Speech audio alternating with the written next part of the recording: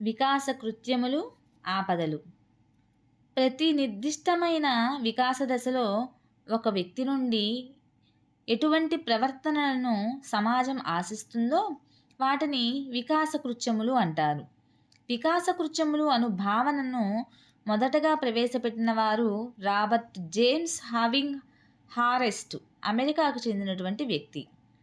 Having హారెస్ట్ ప్రకారం వికాస కృత్యం అనగా ఒక నిర్దిష్ట వయోజనా దశలో ఒక వ్యక్తి నుండి ఎటువంటి నైపుణ్య సాధనను ఆశిస్తాయో తెలిపేది. హావింగ్ హారెస్ట్ రచించినటువంటి ప్రముఖ గ్రంథం హ్యూమన్ డెవలప్మెంట్ అండ్ ఎడ్యుకేషన్. వ్యక్తి యొక్క వికాసం సంపూర్ణంగా జరగాలంటే ప్రతి దశలో వ్యక్తి కొన్ని నిర్దిష్టమైనటువంటి ప్రవర్తనలను తప్పనిసరిగా వెలువరచగలగాలి. వీటినే వికాస కృత్యాలు అంటారు. వికాస కృత్యాలను ఆయా దశల వారీగా సాధించడం తప్పనిసరి.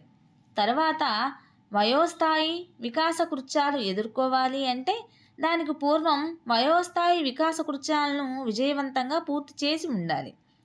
వికాస కృత్యములు విజయవంతమైతే వ్యక్తిగత సంతోషము, విజయాన్ని పొందే భావన ఏర్పడి భవిష్యత్తు కృత్యాలు సాధించడం సులభతరం అవుతుంది.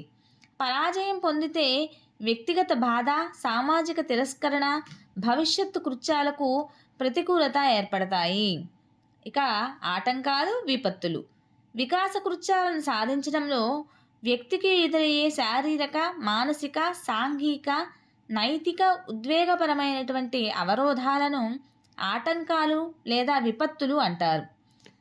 హావింగ్ హారెస్ట్ ప్రకారం వయోజన దశలు: బాల్య ఆరంభ దశ 5 సంవత్సరాల వరకు, అలానే మధ్య బాల్య దశ 6 నుండి 12 సంవత్సరాల వరకు, కౌమార దశ 13 నుండి 18 సంవత్సరాల వరకు, వయోజన ఆరంభ దశ 19 నుంచి 29 సంవత్సరాల వరకు, మధ్య వయోజన దశ 30 నుంచి 60 సంవత్సరాల వరకు, పరిపక్వ దశ 60 సంవత్సరాల పైన.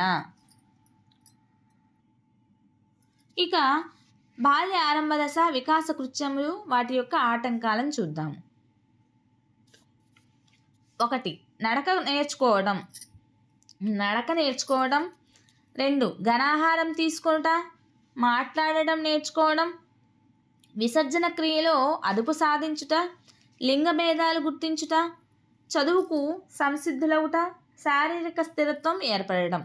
ఇవన్నీ కూడాను బాల్య ఆరంభ దశ వికాస కృత్యాలు. ఇక వాటిలో ఉన్నటువంటి ఆటంకాలు: అనువంశిక వ్యాధులు, పరిపక్వత లోపాలు, మానసిక ఎదుగుదల లోపం, శారీరక వికాసం సరిగా లేకపోవడం, జ్ఞానేంద్రియ వికాసం లోపించడం.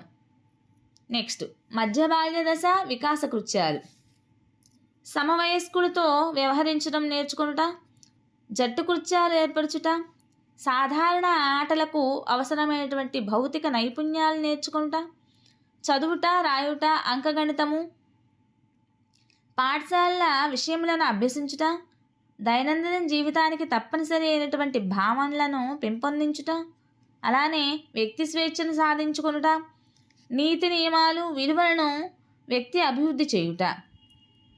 అలానే మధ్య బాల్య దశ వికాస కృత్యాలకు సంబంధించినటువంటి ఆటంకాలు: ప్రజ్ఞ తక్కువగా ఉండడం, ఆత్మన్యూనత ఉండడం, ఈర్ష్య, అసూయలు ఉండడం, శారీరక వికాసం సరిగా లేకపోవడం, జ్ఞానేంద్రియ వికాసం లోపించడం, ప్రతికూల ఉద్వేగాలు.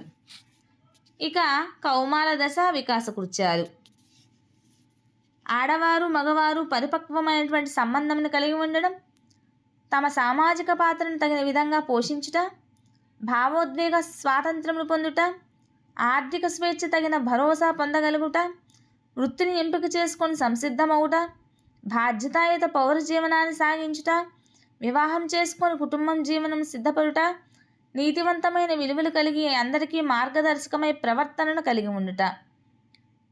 నెక్స్ట్, కౌమార దశ వికాస కృత్యాల్లో ఉన్నటువంటి ఆటంకాలు: తరచుగా అపజయాలు, ఆత్మవిశ్వాసం లోపం జరుగుట, ఉద్వేగాలు తీవ్రమవుట, మార్గదర్శకత్వం ఏమి అనేవి మొదలైనవి జరుగుతాయి అన్నమాట.